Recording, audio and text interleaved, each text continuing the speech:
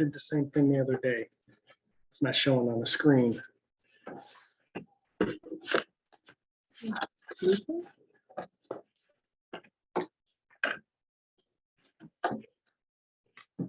This is why I want to use my computer, but then we don't have the right connection, so I gotta use this computer. Is it on the same thing like HDM1 or whatever is the connector is inside of the TV? I couldn't figure it out.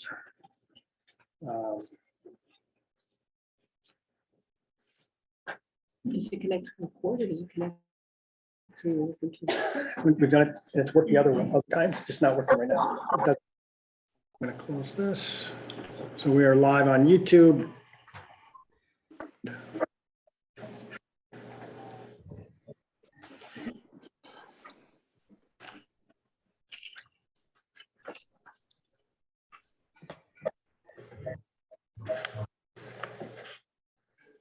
All right, sorry for the technology problems, everyone. You'd think I'd have it down after a couple of years, but no.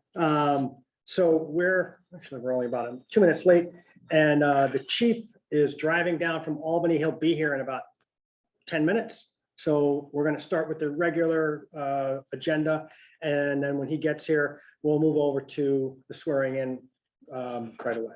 Not to keep anyone, but a lot of this is should go pretty quickly anyway. And then we have a presentation at the end of the meeting. So I'd like to make a motion to open the town board meeting for November 17th, 2022. Second. All in favor? Please stand for the Pledge of Allegiance. To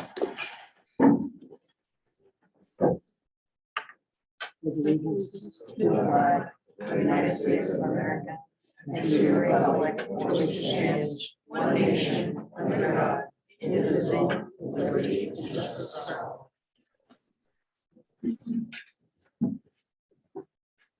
all. So the agenda, a bunch of things ended up on the consent that I wanted to talk about. So I think maybe can I just pull a few of those, or I can explain them if you have questions, but I do want to pull off R, and we'll just table that. That's for, we're trying to work with different companies to write grants, and that was really just a proposal. Mhm. And we're looking for more, and so that's not in yet. And then if people have questions about, some of the other ones, I'm happy to answer them, and we can keep them on the consent, but it's really about, and so why don't we make a motion to approve the agenda as written, removing R from the consent agenda, and if people have questions about any individual ones, we can discuss them. Second. All in favor? Aye. Announcements? Any? Don't have any announcements? And that I'd like to open the floor for public comment, public input. Try to keep our comments to 3 minutes. If you're on Zoom, please raise your Zoom hand. And if you're here in public, just please step up and sign up, and then we'll try to alternate back and forth. But we'll start with this. Jackie, you have a comment? I do. Am I unmuted? Yes, okay. Thank you. I'm here on behalf of UACT, talking about the pilot for the senior housing complex that's being proposed in the village of New Paltz. We didn't know that the town would also have to approve that pilot. We actually just found out last night. But I did want you to know that UACT has been tremendously involved in this project and has been really being able to communicate with the Leibels during the whole process. It's been really a 2-year process. We were so pleased that the village approved the site plan, and now the application can go to the state after all this time. Our great concern is that it not be held up. The application has to be in by December 6th. If it isn't, there's going to be a much longer waiting period. We have to have this senior housing. It's key. It's affordable. It's a great design. It's energy efficient. It has all the things you would want on this kind of development. And I just want to say, I hope that you will be able to vote on this pilot, I hope tonight, if not tonight, within the next few days, and that it can go forward and we can finally see senior housing in our area, affordable senior housing developed. Now, any other questions? I'll comment on this afterwards, but. So we're not voting on it tonight. You found out last night, we found out Monday. This project's been going on for a couple of years. We were just brought in to the loop 2-3 days ago. We can't vote on it tonight. We don't even have a resolution. Our attorney's looking it over. Hopefully we can vote on it in 2 weeks, but we're not going to be voting on it in a couple of days. So, and hopefully we can do it, but you know, we were just brought in on Monday, so we can only do what we can do. Any other comments? So unfortunately, you guys passed a budget and you gave no increase to us. I talked to you personally about that. If we can't work out the $300,000 I told you we needed, we're gonna have to cut services to the town. I warned you, there's a crisis around us. You're well aware of it. I know all the supervisors are aware of it. I sit on the EMS task force for the county. Last thing we want to do, but for 3 years, we floated you. We took 300,000 out of our reserves. That only makes us whole, right? And compared to other towns, you guys are paying a quarter of what other towns pay. Saugerty is over $1 million for the same exact number of calls, the same exact call volume. I talked to you guys about this 3 years ago. I'm happy to get put at the end of a meeting or talk about it. We got to find the money, because if not, we have to make cuts. We're gonna have to lay people off, which means your service is gonna get affected. I know that right away you're gonna think, oh, you know, you're covering mutual aid. That's what's making us whole right now, is being able to cover calls around us that we can bill for, right? And compare, nothing against my brothers and sisters over here and the fire department, but you compare budgets, you know, obviously it's not fair to compare us to the police because of the number of call volume, but to the fire, you know, between you and the village, they're getting over $800,000 a year. And they do less than half of what we do. And every call we do is 2 hours time compared to 15 minutes, an hour. You know, believe me, I know, I wear that hat in the next town over. So I'm here to urge you to sit down with us and figure this out. I don't want to have to cut services, but as it says right now, come January, I'm gonna have to consider going to 1 ambulance for the town of New Paltz. We've been at 2, even though your contract only says 1. For years, we've honored 2 ambulances and done our best. So unfortunately, it's time for you guys to help us out. Right. Okay? Thanks. Thank you. Any other comments? If not, we'll move on to the consent agenda. And so I'd like to approve 2A through Q. And if you have questions, like, so the, you know, A is the minutes, B is reappointment for Ed Rogers to the Board of Assessment Review. C, approval of purchase an app so we can actually control the doors better. Chief is here now, so we can move on. Some of the other ones are construction work for Water District 5. Water District 5, we're getting reimbursed for those. H, we're putting an electric heater into the boiler for the youth center. The one is for the heater is broken up in the youth center, so we're replacing that. We looked at different options. This is the most economical, just to replace what we have. I don't know if there's any questions about specifics. If not, I have a question about M. Can we table M, which is the reappointment of Steve Ford, just because we haven't gotten a confirmation from him that that's. we did. Okay. Yeah, he requested. He did, I talked okay. to him on the phone, and he sent in a request. So, but we can, if you wait, or, No, if you've heard from him.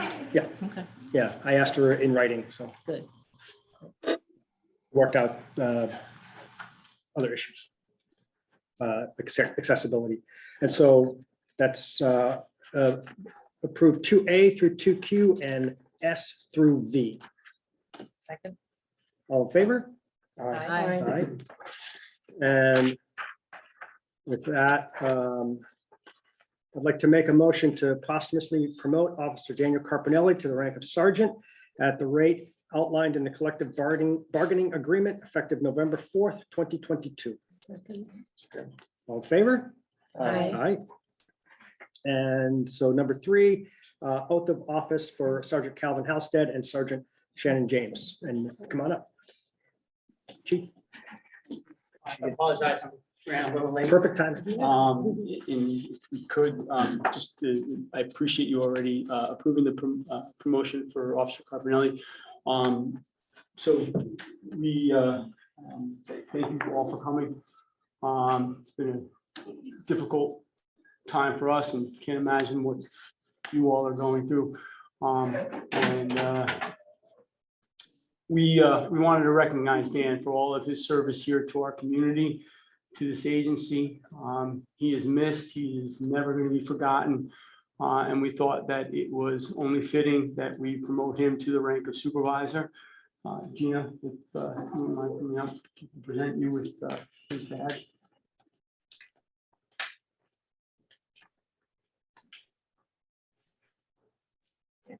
Recognition for his service.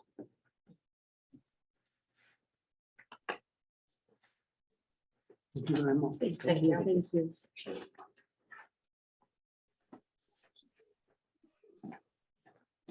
And the next is the oath of office for Sergeant Calvin Halstead and Sergeant Shannon James. And so motion to swear in Sergeant. And do you want us to approve it and you can swear them in or? Or Second. All in favor? Aye. And so Officer James is here. Again, for both officers, James and Halstead, I again appreciate the approval. These were 2 positions, the original made permanent recently, through the civil service. And just look at this, we're chatting in now, that's okay.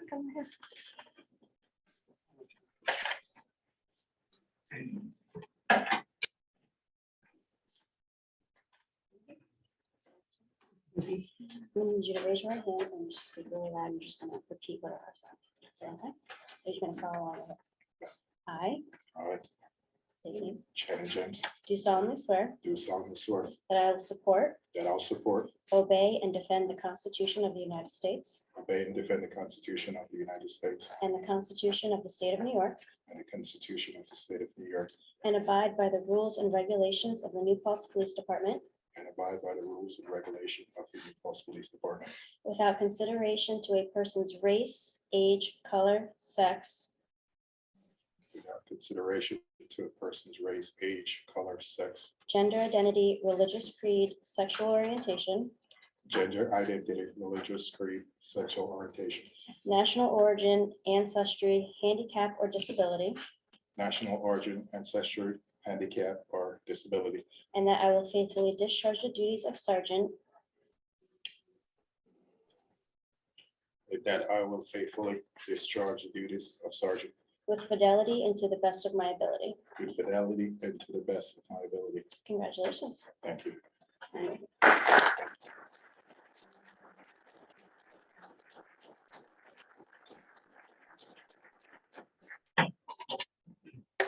Congratulations. Pleasure. Thank you so much. Thank you. Congratulations. Thank you.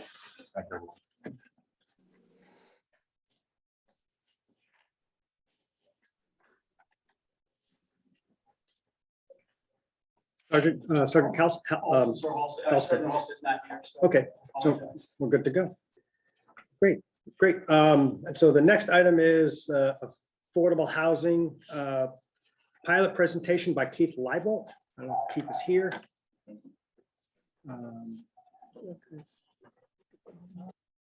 You know, also, if you guys want to take a break. take a break. We have to set it up anyway, so Yeah, you don't. Thank you, talk guys. amongst yourselves, congratulate each other. Thank you, thank you. appointment for Kendra, do you want to do that swearing in? We could do that swearing in now too, yeah. Okay. Yeah. She was on the consent agenda, so she's appointed, so we can swear her in. If people want to. So the presentation is sent you. You want me to put it up on the screen or? Our screen's not working, unfortunately. But we all have, I think we have a couple of us have.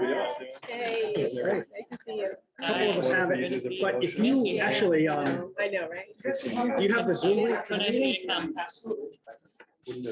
This is Kendra. I'm sure I can. Because if you like, then the people who are live streaming will be able to see it. So even if we can't see it. Whatever. Okay. Want to make sure whoever wants to see, Have can a see. Her family right here. I'm gonna take a photograph. So just wanna make sure you know, just be loud and I'm just gonna follow along.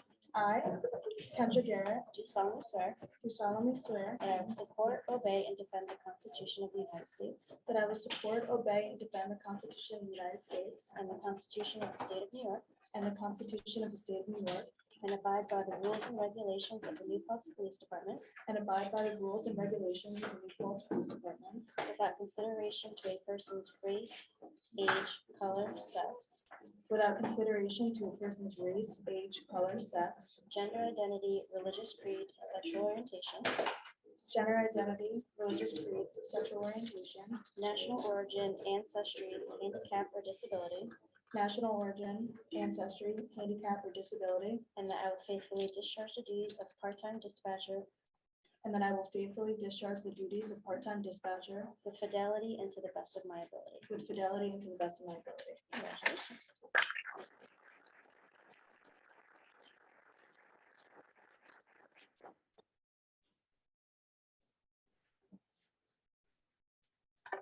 Thank you. Congratulations. Thank you. Congratulations, welcome. Thank you. Welcome. Congratulations. Thank you. Congratulations. Thank you. Welcome. Congratulations. Thank you.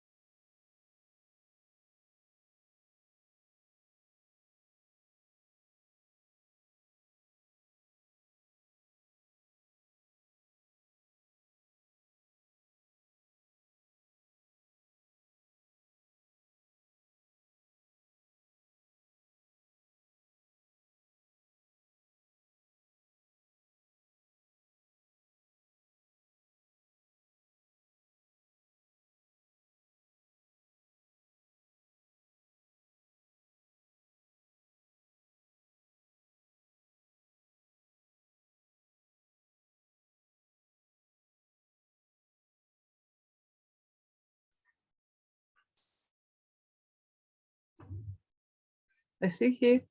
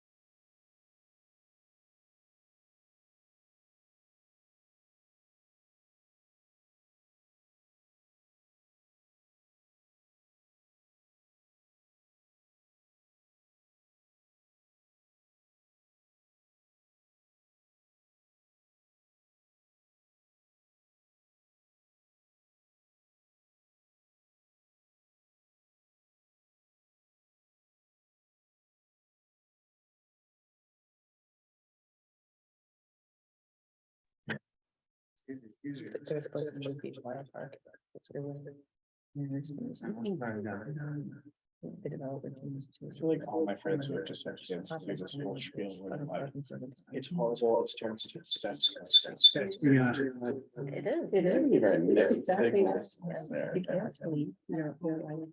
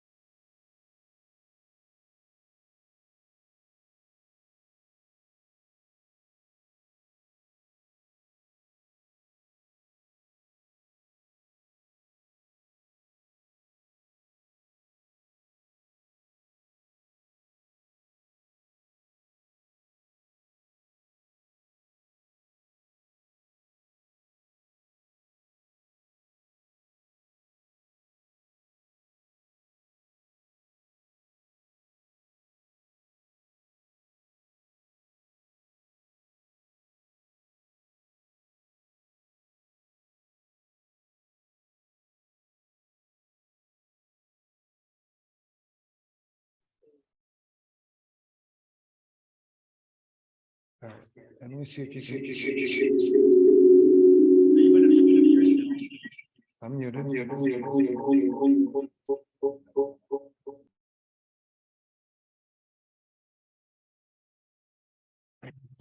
So now we're good. Hold on a I second. don't think it's a secret So anymore. now let me share the screen and we'll see where it goes. Find that.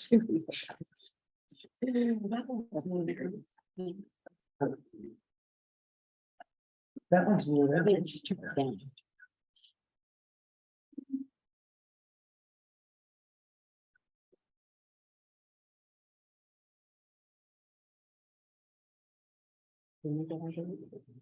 I did. We actually have. Well, this isn't live, so for actions for Erica Christmas.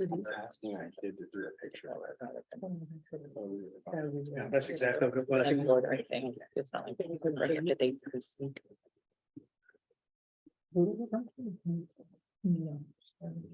Developer. So this is more the backwards. Okay, so you have to enable me to share. Oh, yeah, sorry. Okay. Yes. Okay. Working it. But we need to grant it. I don't know what I was doing when I was doing Right. this. Honestly, I'm really good. Maybe there's some thin ones that's.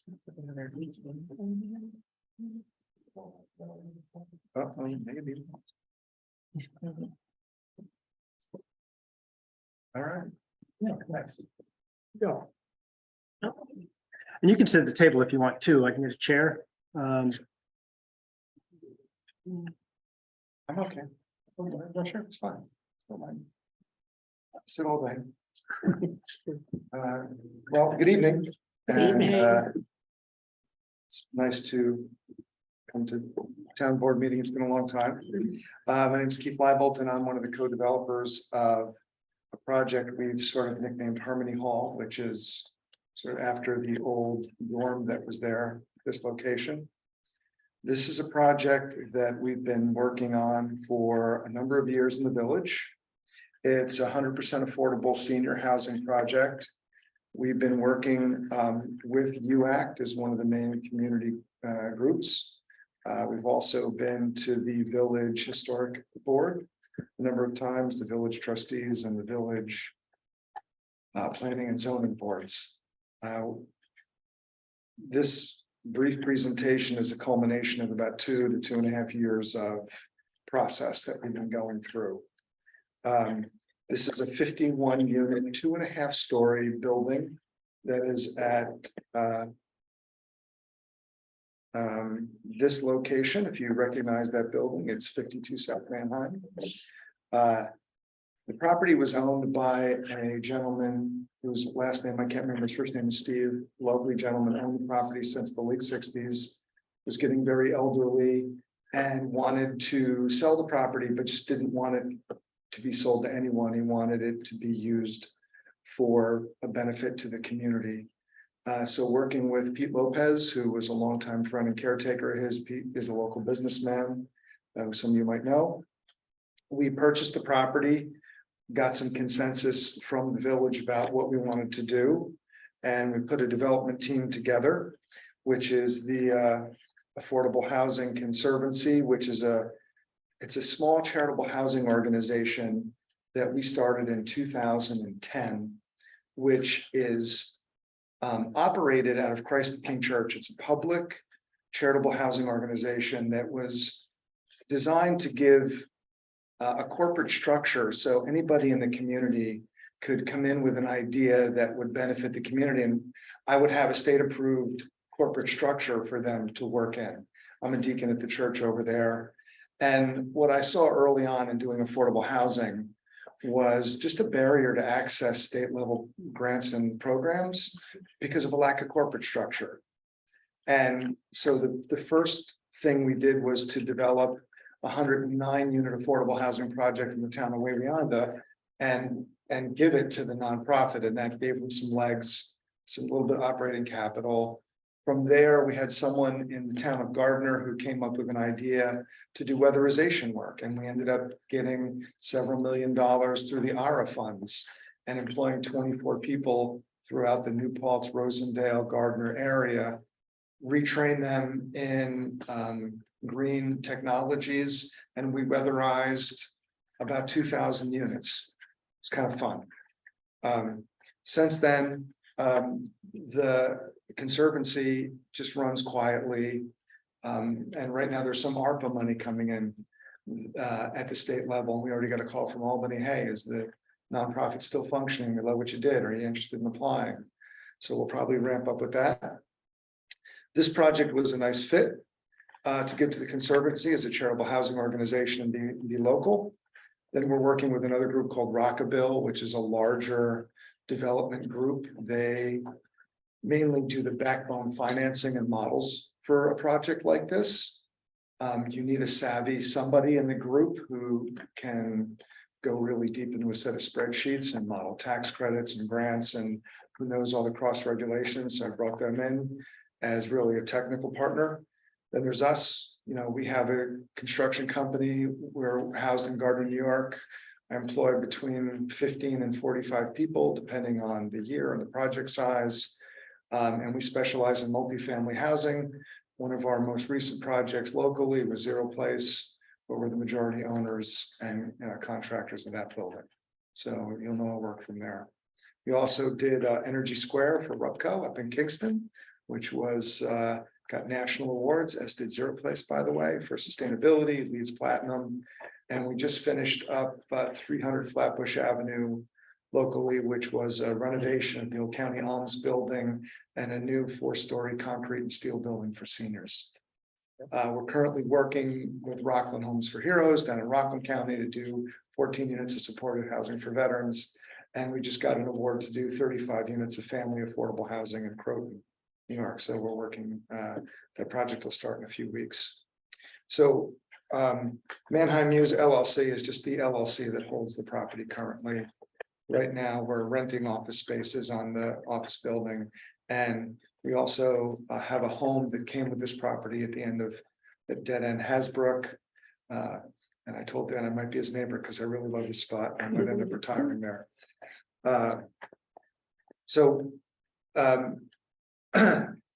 We picked this location because it's convenient to everything in the village. It's walkable community.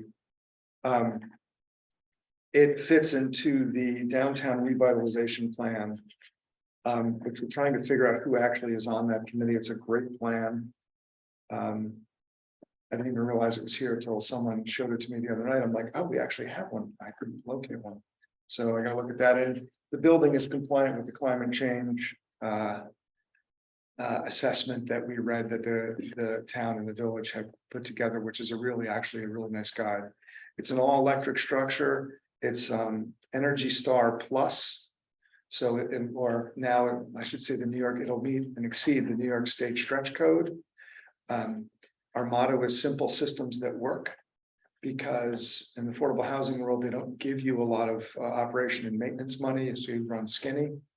The building consists of mostly 1-bedroom apartments at 744 square feet and several 2-bedroom apartments at 943 square feet. When we worked with UACT and we looked at the new census data for the income levels of our seniors, we have quite a few seniors that are making 30% of median income for the county. So we have 8 units in this building, which are at 30% of median, and we're going for a federal subsidy basically to provide, rents where the federal government would match those rents to help create some income for the unit. But those rents would be a maximum of like $450 a month, right in that area, or lower depending on your income. We have 3 units at 50% of median that would be in the $750 range. And then we have 39 units at 60% of median, which would be $988. That includes utilities like $912 would happen. These will be all electric buildings. There'll be solar PV on the roof to augment the solar. If you look at this plan, off to the right side of the plan, there's a nice covered patio toward the wood side of the building where the seniors can sit outside in the shade. You'll notice there's we're trying to leave most of the mature trees we could down at the lower side of the property. Just because we're all looking at it, I'll walk real quick. So this is the end of Hasbrook. This is where the building currently sits, right in here. We've worked with Jane and the neighbors that are really the residents, not so much the Seafreeze, they're supportive of the project, but the actual residents to make sure we have proper buffering, so that headlights don't come into their second floor windows because this property is down lower. We have a walking area that also doubles as a fire access around the building. There'll be an emergency second access located here in case the cars were to clog this access for some reason. This is the separate house that also came with this lot that's down over here. And the goal was to give people an area over here where they could come out and see green, see forest, walk in this area. Some of the parking is gravel. The parking toward the building is pavement. We've got, as you can see, just a lot of trees. We did our best to try and shade the building and the access from 32, so it doesn't show from the road. The idea is that you don't really see it. Is it all wheelchairs accessible? Yeah, it's 100% wheelchair accessible. We have so many units are already adapted and some are adaptable. I only like to adapt a minimal amount because you don't know what challenge a person is going to have. If someone is blind, they really don't, lower countertops aren't helpful. If someone is deaf or hard of hearing, there's different accommodations we make. So what we do is we plumb the units for most of it that we can plan for. And then we see who shows up. And we work a lot with the Center for Independent Living in Orange County. For those units, Doug Hovey's he's a great advocate and a friend of mine. And he'll also come up and test the building when I'm done and let me know, hey, you did a great job. You need to fix these. So the whole building is laid out for seniors. We do have a counseling and a consult room. A lot of seniors have visiting aides or perhaps a medical person that would want to come in. So we give them a private room to consult. There's a management office. There's a large community gathering room out here by the patio. And we have a half bath down here and a workout room. The workout room is really, we do some treadmills, we do a couple bicycle things. And we set up the community room so it can be for events, or it could be like a yoga. We'd like to try to do maybe some local yoga, whatever the population of residents we have, whatever they want to do. We have some, buildings where they bring in jazz music and once a month have a mixer. Are animals allowed in the building? Pardon me? Are animals allowed in the building? So I can't give you 100% answer. Our normal MO is the first floor will be pets and the second floor won't, because we have people with allergies. So we try and figure out, I let management do it because I don't want to get in the middle of that. But we try to figure out how to make the accommodations for everybody who, and we do try to have a house pet. So either a dog or a cat that's sort of that's everybody's animal. And it works out. The seniors really enjoy that. Loop Bus is right across the street here, close to public transportation. Within a quarter mile, we have the college facility, which of course has recreation, education. I would really encourage some of the seniors to tutor some of the college students. I think there's, what we find is there's a wealth of people with a wealth of experience and knowledge in our senior population, and to have them close to the college. Somebody in one of the early meetings said, oh, good, so the college kids could come and help the seniors. And I started laughing, and the person was like, well, was that funny? And I said, well, yeah, because I think it's the seniors that are going to help the college students. So it can really be a nice resource and relationship. You have the library in town. And it's a well thought through community project. We're going to build it, develop it, and then donate it to the Conservancy, who will own it. If the Conservancy doesn't want to manage it, we have our Sisters of Charity, which is they have a housing spinoff in Rockland County, and they've told me they would come up and help manage the property if we needed any help.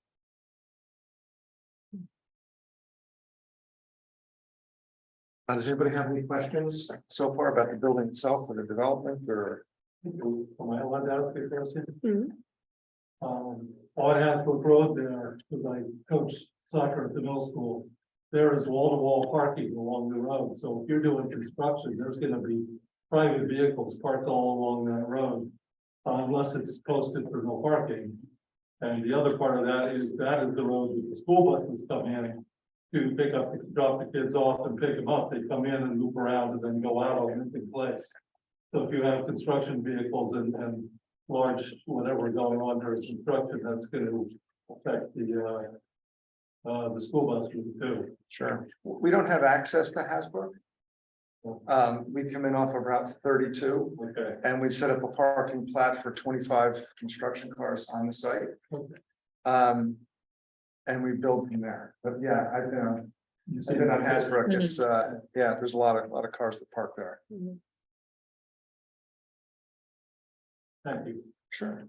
Just, I'm sorry, Go ahead. I'm like, got all these little questions. There's one page that says that 60 is the age, another one says 62. What's the age that's? So, yeah, the regulatory program at the state currently, I believe, is 60 Mhm, for this project. mhm. I don't know where the 62 came from, might have been, usually it's 55 Right. and up, but this particular program, the funding is 60 and up. And normally what happens when we do these types of projects, if it's the first project in a long time, it fills up, the population tends to be older Mhm. because we have a lot of people who've been waiting for years. And then as the population turns, which can take a long time, we have a lot of residents. We did a project in Newburgh in 1998. And we have a lot of people who are in their 80s still living there. Mhm. And if there would be another project, I can just tell by the census data that this is going to rent up. The initial population will probably be a little older, and it's going to take about 10 years or more before that population will turn. Most people don't move once they get in these apartments. They're well built. They look good, and they're really affordable to pay utilities on. Yeah. And we try to do exercise and, other programs that if you're living in a home alone, you might not think about doing. Just getting out of your apartment, getting you socialized with people, doing trips, small little trips around the community, setting things up of that sort. So that's what we do there.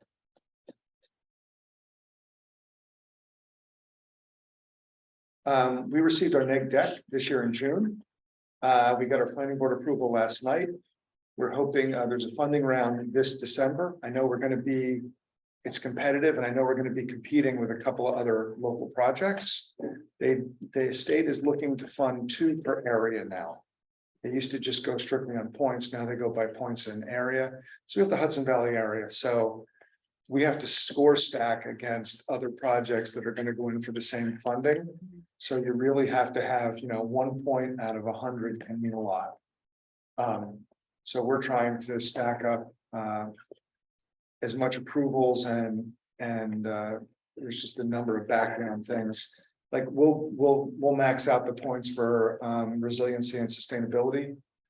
Short of doing a full off the grid system, we're going to offset all the common load with the PV solar, and we're 30% below Energy Star standard. So our energy use will be 1/3 below Energy Star.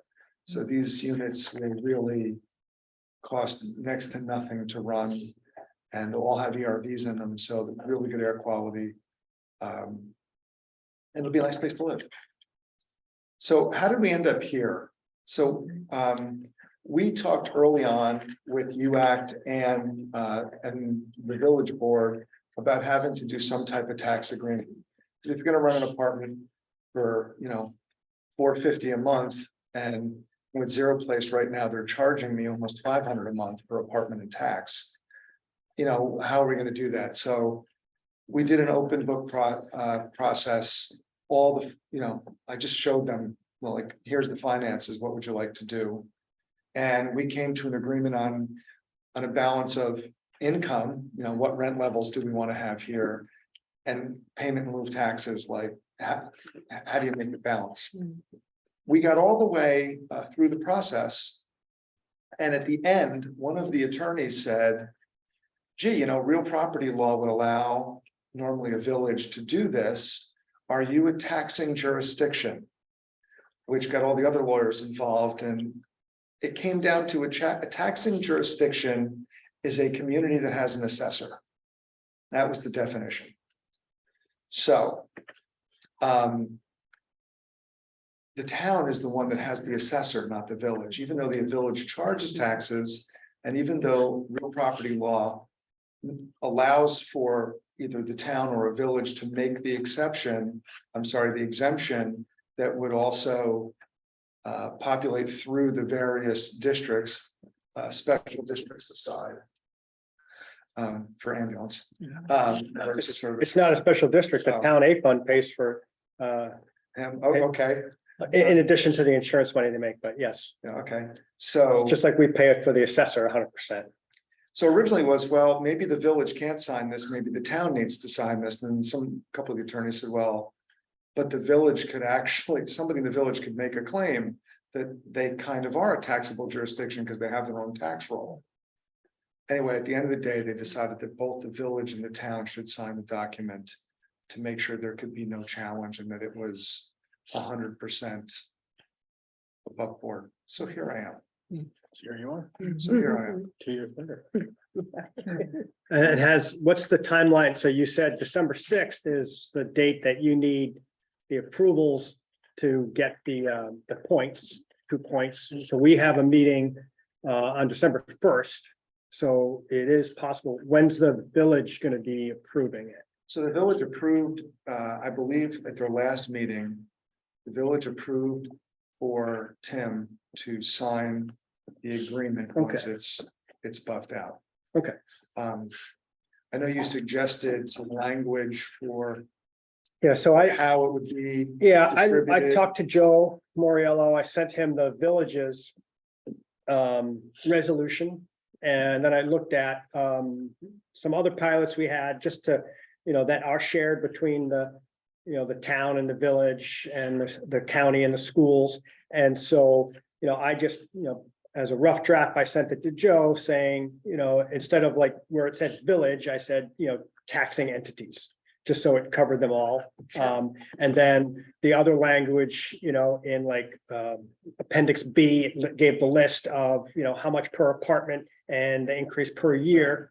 And then the text I have just says something like that amount will be split among the different taxing jurisdictions based on the tax rates, which is the same way it's done. That's what Tim wanted to do. Yeah. I don't know that has to be in the agreement, but if you want it in there, it can be. I mean, it's in the other pilot we have. Yeah. Right, and so like that way, it's there, right, when everyone agrees that everyone knows what they're agreeing to. I think that, Yeah. I mean, and we could do it either way, but then how do you come to an agreement later It on? was fine. I don't, So, I mean, now it's, I think Joe is talking to the village's attorney, and I think your attorneys, and hopefully we'll have something. People will see this presentation tonight. I'm sure we'll get comments at our next town board meeting. Hopefully, many people in favor of it. This is what we need. If we're gonna have a well-balanced community, we need young families and seniors and students, and we need everybody there. And that's what makes it a nice, Yeah. vibrant community. So Right. thanks for doing this. I think it's an important part Yeah. of the town, and then, the other argument, and I brought it up, it's like, well, we're gonna be having a bigger burden, the rescue's here, right? So we know, seniors, are more likely to call the rescue, and then when the rescue comes, the police come. But I could, and like, well, the seniors don't really use the schools, but then you could argue, well, I have 2 kids in school and my taxes don't pay for all of the schools, right? So these are the type of things that you get your fair share of the pilot or the taxes, and then you split it up and everyone pays to support everyone in the community. So, even seniors who don't have kids in the schools, the money should go and pay for other people who have kids in schools. And then people who don't have seniors or who are not a senior and don't live in affordable housing, their taxes help pay for this by giving a pilot or offsetting a pilot. So that's, that's kind of the basis for it. And I think that's why, that's what it says in the law. It's like, it's you get what you get and Yeah, that's it. that's why it's called a community. I mean, within 2 miles of this building, there's enough seniors you could rent this up and not really affect the market. Yeah. Of Oh, people yeah, that, With absolutely. what I get paid, I'll be applying there in a couple of years. You actually, I live in the Ridge Apartments, so you would be, this complex would be my neighbor here. I know early on in the process, there was a handful of, my neighbors, I should say, who showed some concern about the project.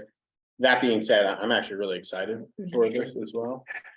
showed concern. Showed concern, I'm, being generous here. Mhm. So I actually, as a neighbor, just want to say that I'm actually very excited for this project too. And also, I was actually not aware of some of the other projects you had worked on in the greater area, but I followed those closely just through my own employment as well.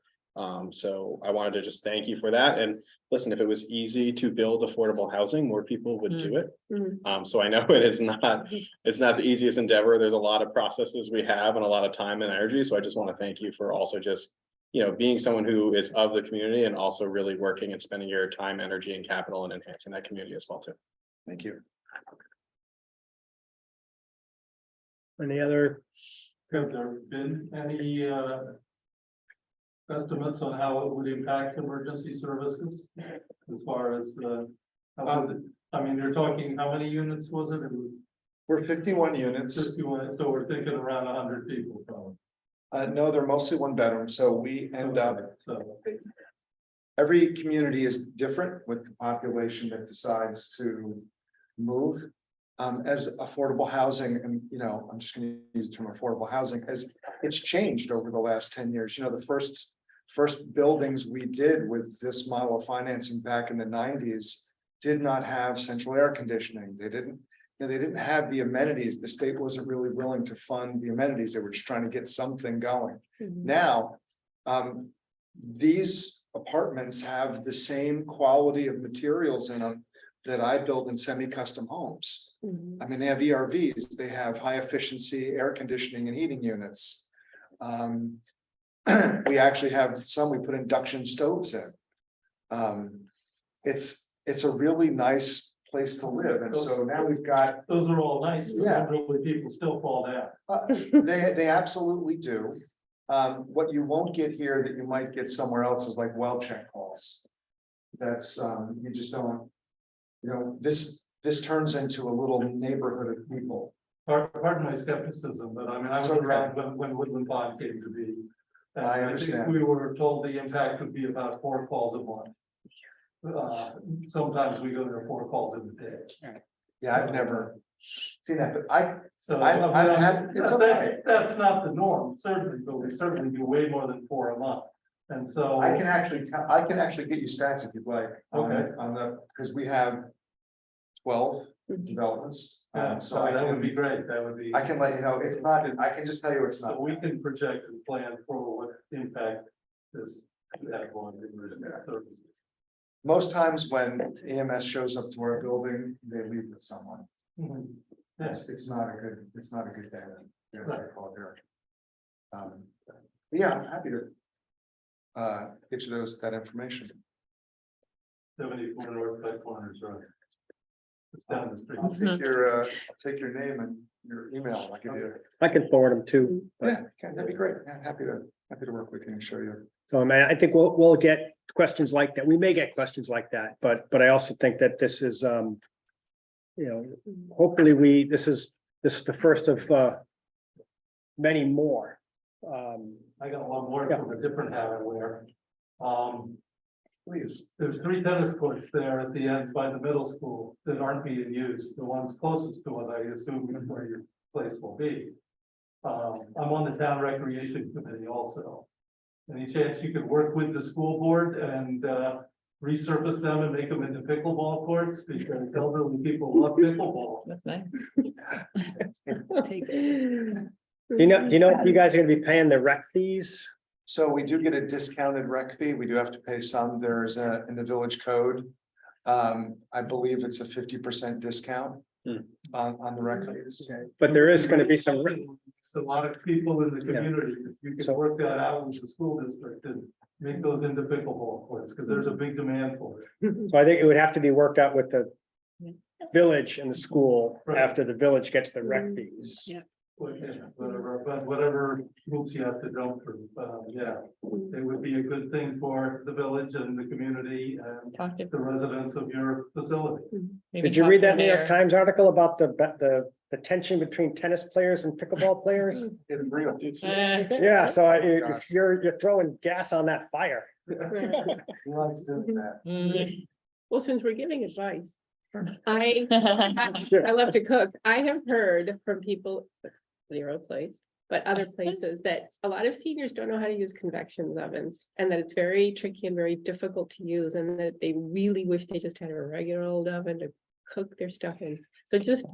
Yeah, no, convections it's, look really tricky to use. They're yeah. electric and they've got a lot of things and sometimes you just want to press bake and broil. so the stoves. When you're a senior, because that's not what you're I used to. bought one for my house because I Mm-hmm. won't put technology in one of our units without it being in my house, so.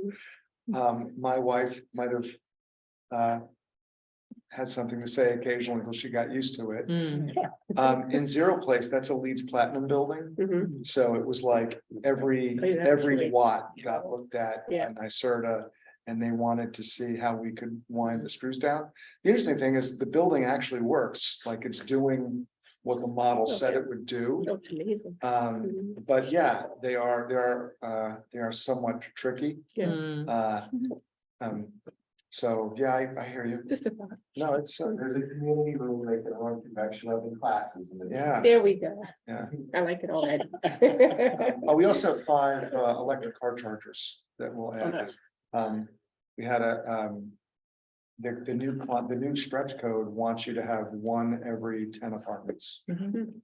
So we added some close to the building and we added a few toward our neighbors at the ridge because they asked if we could put something inconvenient for them, Mm. because they don't have any currently. I don't think your development has it, so. But yeah, close to success, and across the street.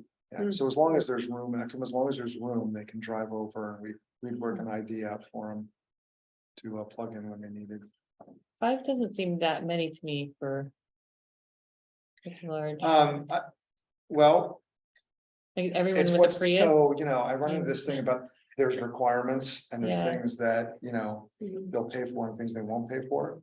So they would pay for 5, so I put 5 in. If we Uh-huh. get more than 5 users, like right now in Zero Place, because every time somebody plugs in it, I get a text message and it took me a month to figure out how to stop Oh. that. But we only have 2 or 3 people who use those 25 chargers regularly. So my car is actually charging outside now. I actually think 5 is a pretty good amount, specifically with how the environment is right now with buildings. That would be, I think, more than most of the buildings that have EV chargers right now. Well, and right now for an affordable seniors deal. Yeah.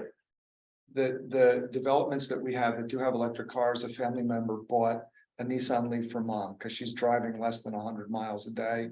So she has a little electric get around car. It's that type of thing.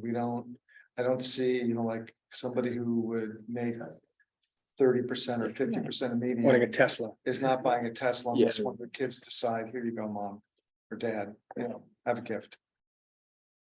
So we get 2, that's the most I've seen in any of our developments so far.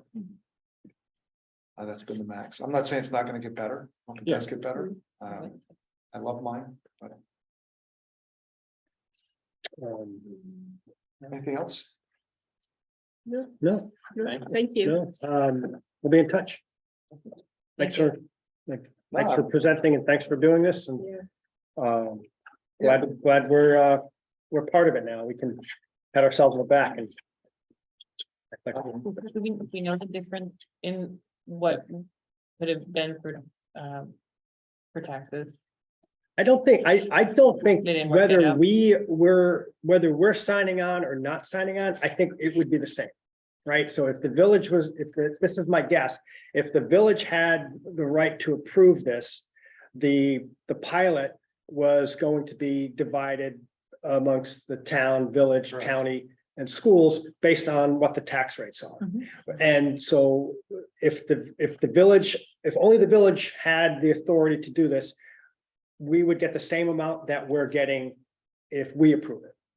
that, like, it's not changing anything. We're just saying, yeah, we agree too. That's my understanding. But if there was no pilot, I'm saying.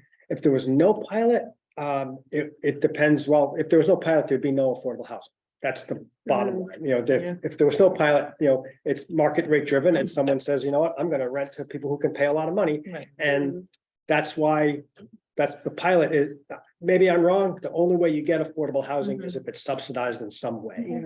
Otherwise, there'd be a lot more of it. So Right. either the feds, the state, the county, or for this one, we're all subsidizing it by giving a pilot. And that's what I think we do as a community. But I don't, do you know what it would depend what the fully assessed value would be. Right. You know, So here's how we came to the pilot amount it was a discussion about the rents that you want charged. And that's why we have 39 units at 60% of median, because when they sat down and saw the finances of how it operates and the village law requires that we have a resident manager. So someone's got to be there.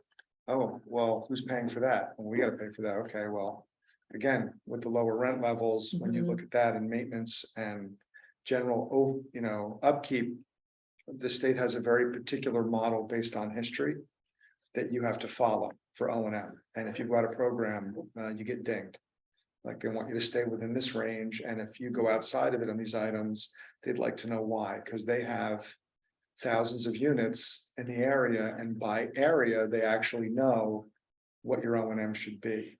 So when you did that, and when we looked at the census data, working with some of the community groups, that was the money that was left.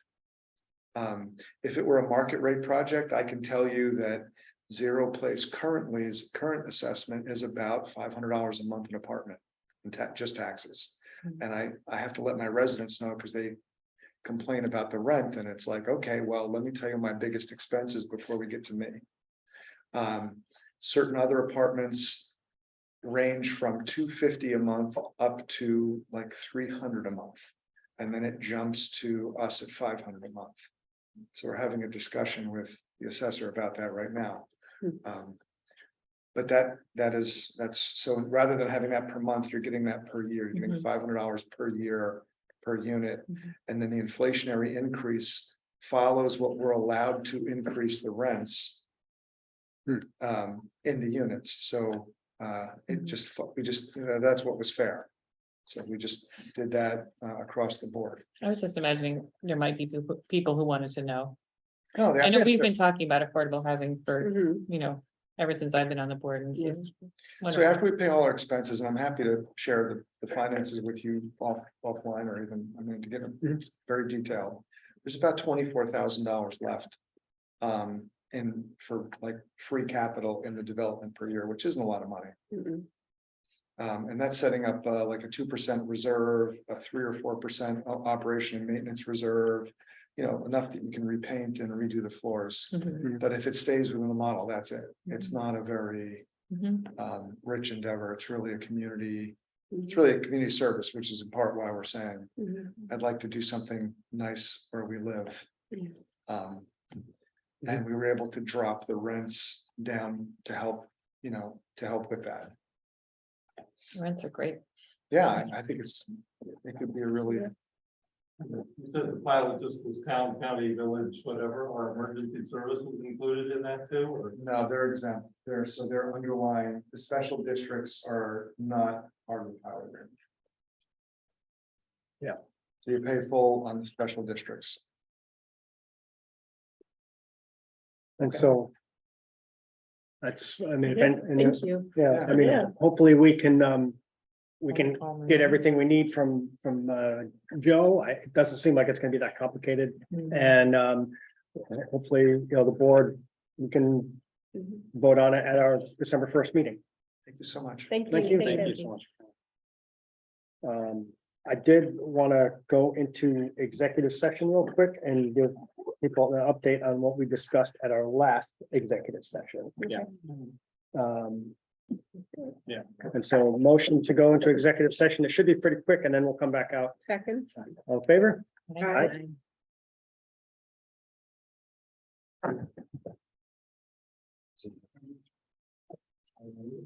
I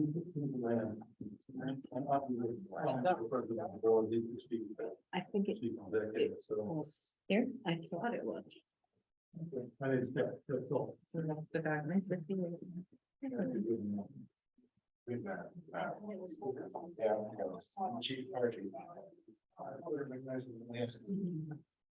Really cool. Why not? Thanks for everything you did for my mother-in-law. She's-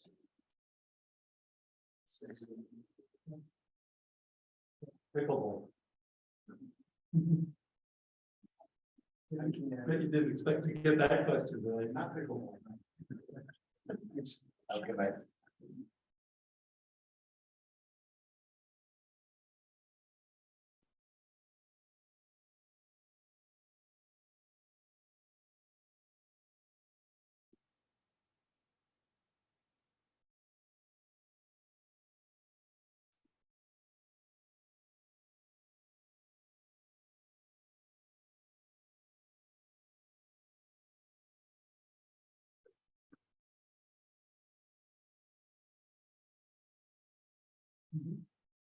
This is still working in the county executive's office. He doesn't work there anymore. They don't work there anymore. No. You follow Mr. Ryan in Washington? Yes. Okay. Good enough. That's really nice.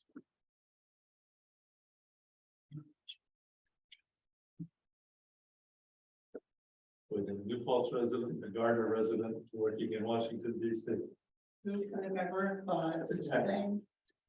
Sleepy little Pretty town, cool. sleepy little town, yes.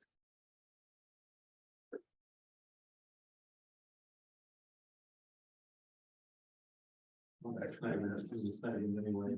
I can maybe put it on somebody to, For it. Imagine we take a train, there's 5 of them.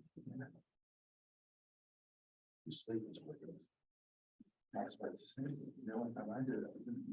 Yeah, so I had people move out of the way, that I'm like. But you with a train. I have like, really good night, and that's why I'm in.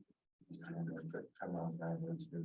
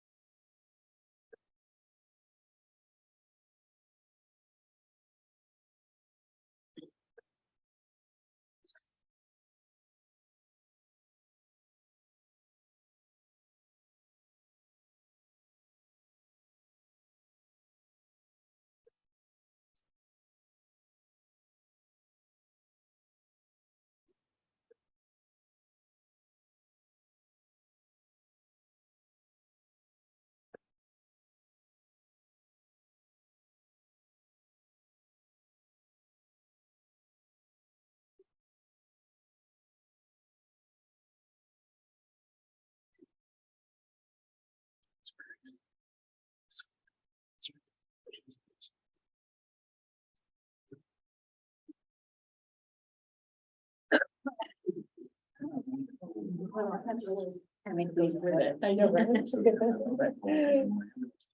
I normally wouldn't get a study like this, but he's like, yeah, I don't know. But she's like, oh, it's good. All right, motion to come out of executive session. No action being taken. And all in favor? Aye. And motion to approve the November warrant for $2,930,907.42. Second. All in favor? All right. And do you guys want to talk about the rescue? We can talk about it. However you want to do it.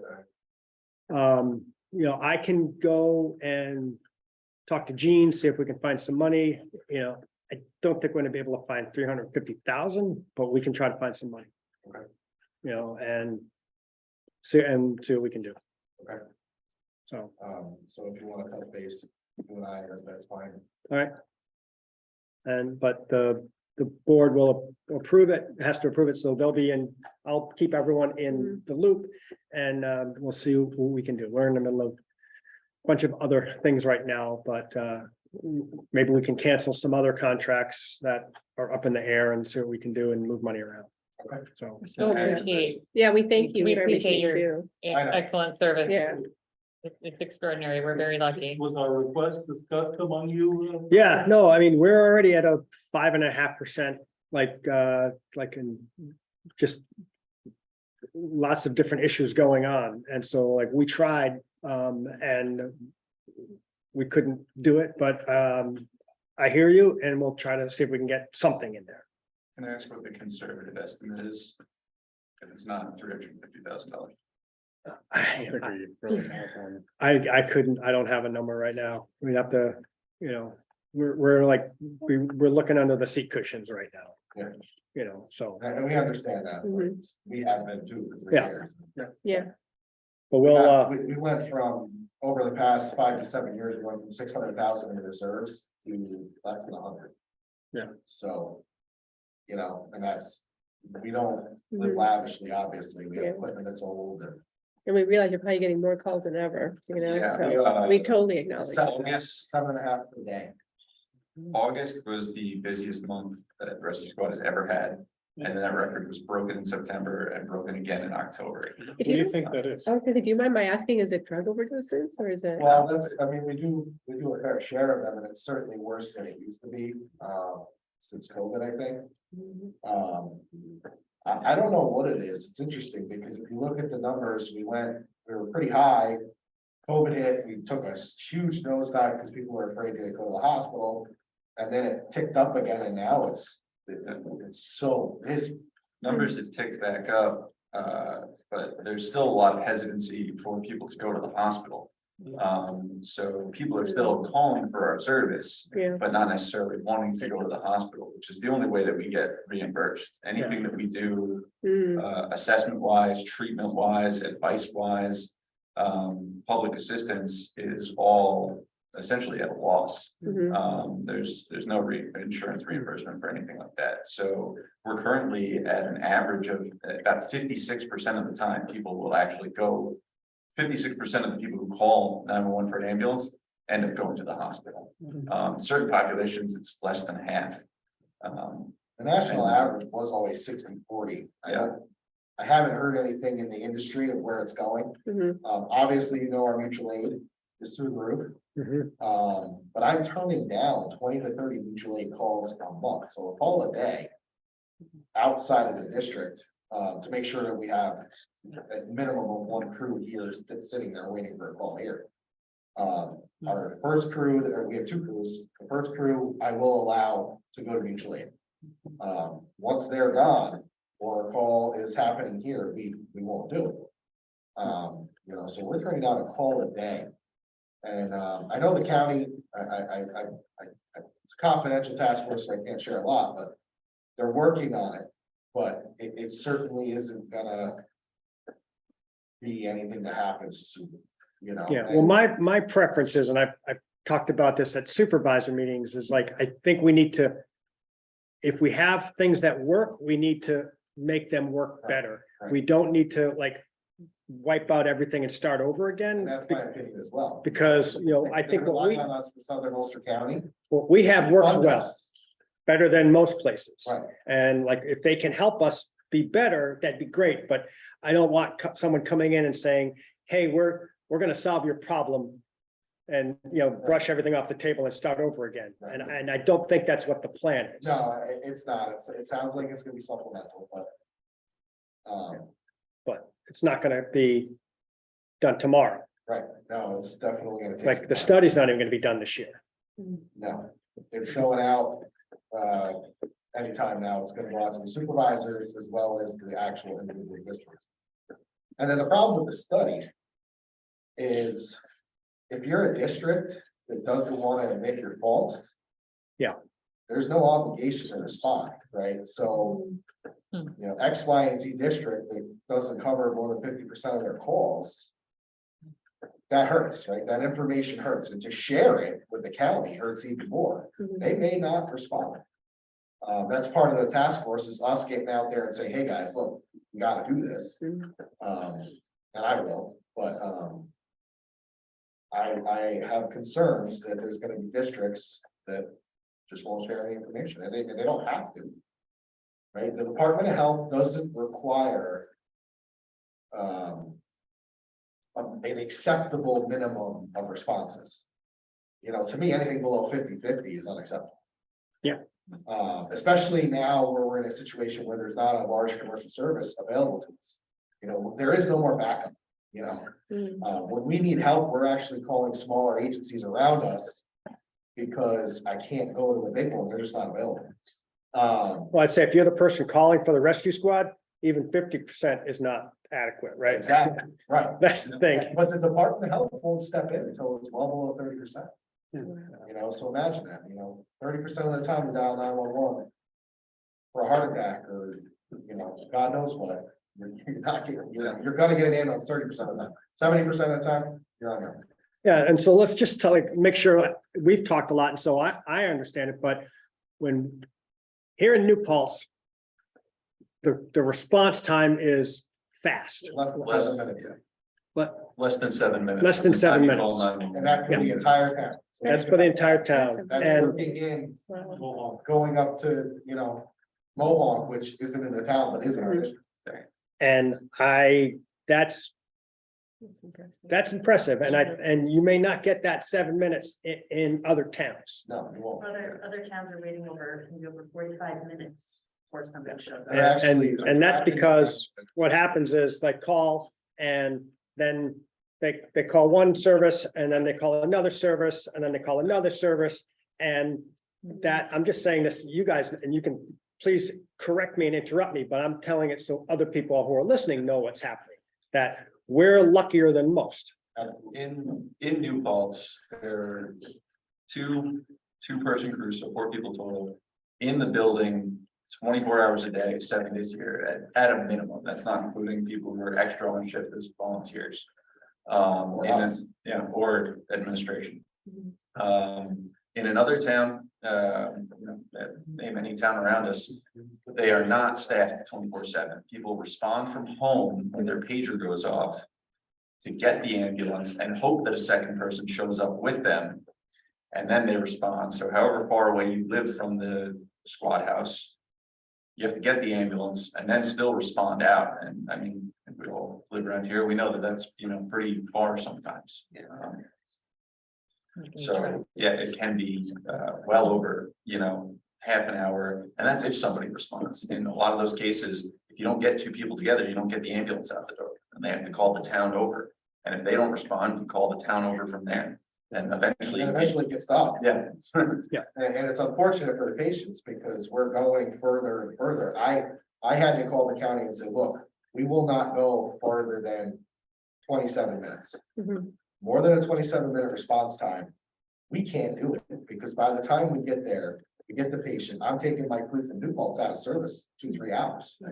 And it's a shame, there was a critical call way over in the corner of Ellenville, Shawangum, over the mountain there, and a seizure patient actively seizing, waited for an hour for a paramedic to get there. And that's the other thing that we have here that isn't just around here, is we're paramedic level, right? We can start your heart, stop your heart, paralyze you, intubate you, all of that. Any of the squads around us are BLS. You know, they can't identify heart rhythms, they can't give medications. All those skills that are truly life-saving, they can do basic versions of it. So you're getting a paramedic to your door within 7 minutes of calling 911 on average. Your typical calls, it's less than that, you know, we're out the door in less than 2 minutes every single time.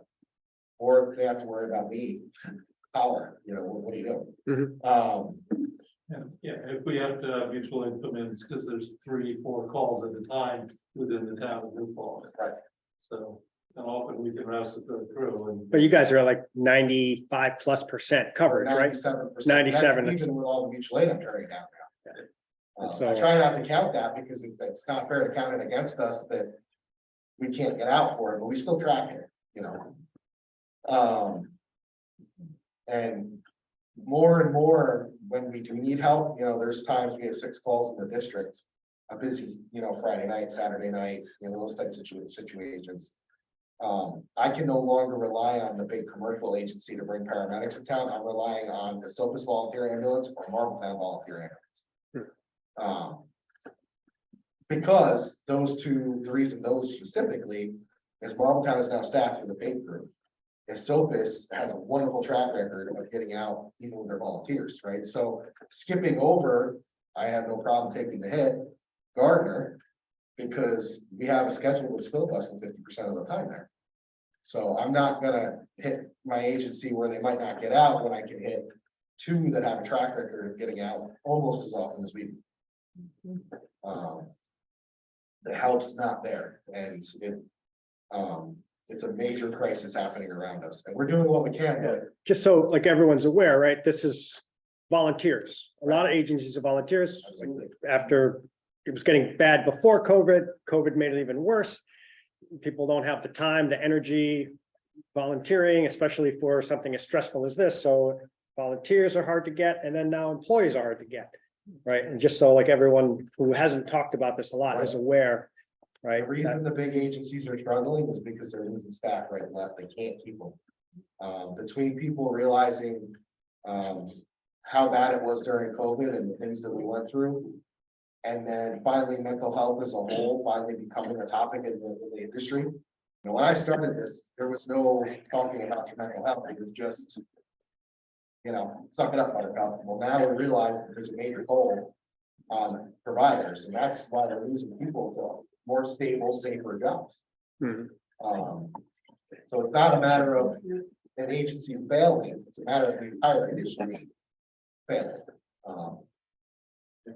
Not always, for EMS are not what they should be. No, I mean, you know. Nationwide. Yeah. Not just county or state. it's You can make more at McDonald's than an EMT makes. And an EMT is gonna come to CPR on you in the ditch in the mud, you know. So we'll, I'm sorry we couldn't put in the budget, but I appreciate your coming and reminding us that we have an obligation. So I So, appreciate you understanding that, you know, there's an obligation because for the law, there's not, right? You guys, this board, understand that there's an obligation, whether it's legally there or not. Under state law, you don't have to receive an ambulance when you dial 911. Fire and police are essential, but EMS is not under the law. yeah. Till you want it. Right. Until it's governor so-and-so calling 911, and then all of a sudden we talk Yeah. about it.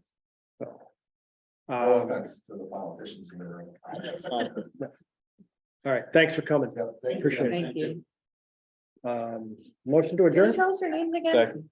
Can you tell us your names? Dan Reiser. Dan, Acting Assistant Chief First. thank you. Good title is good too. We know Matt, but in case others don't, would you like to? But Matt, you could know. Yeah, Matthew, good now. the Thank you, chief, Chief. Steve. So Megan, Megan's the business administrator, great. and Jeff's our I'm president. Jeff Saul. Hey, Jeff, Your mother was down the street from me. I know. You're a friend of the preserve. I am. Thank you. Thank you guys. All right, thank you. Jeff, what's your title, I guess? I'm the president of the board. Excellent. Okay, thank you. Just thought. And it used to be Essex next door neighbor. Oh, I see. Very connected. Yeah. Yeah. Like, Babysitter's good. oh, really? We had like, what was it, two years ago when they were asking for more money, it turned out they saved the life of like, either a board member or a family member of a board member, It was my dad, four of them. I think there were like like the day before, four board members. as if it had been planned. Oh, yeah, right. My dad had, Yeah. well, around TV. Oh, I can turn it off. All right, thanks. Oh, Adjourn. do we vote? Vote? Oh, Yeah. yeah, Okay. all right, thanks. What's that? Dan doesn't want to go on this. All right, thank you, everybody.